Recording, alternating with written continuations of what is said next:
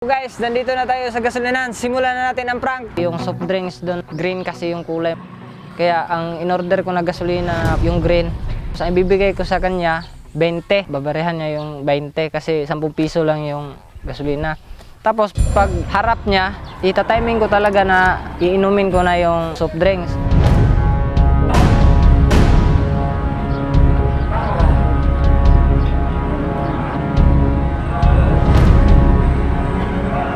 Sa kanyang isip kasi, yung soft drinks na ininom ko, gasolina yun na binigay niya sa akin.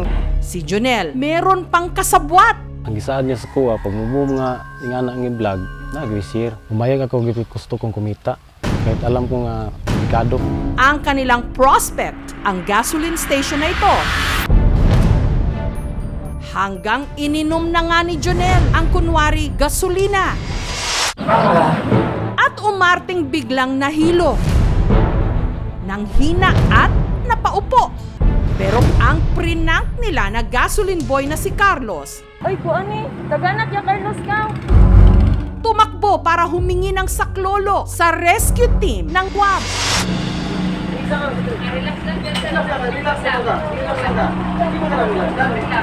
Kinakabahan talaga ako, hindi ko po talaga in-expect na darating yung ambulansya. Sobrang takot po ako.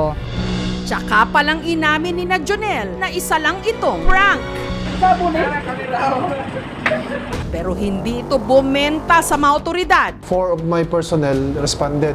Naka-serena pa. Pagkadating doon, sabihin ba naman lang na prank lang to sir, trip lang. What if yung isang totoong aksidente o may insidente? Siyempre, ikaw yung nauna, ikaw yung pinakamalapit, ikaw yung inuna namin. Sabihin mo lang prank. And there was other incident na hindi namin responden na totoo. Talagang nakakadismaya. Hindi to biro na trabaho. We are saving lives.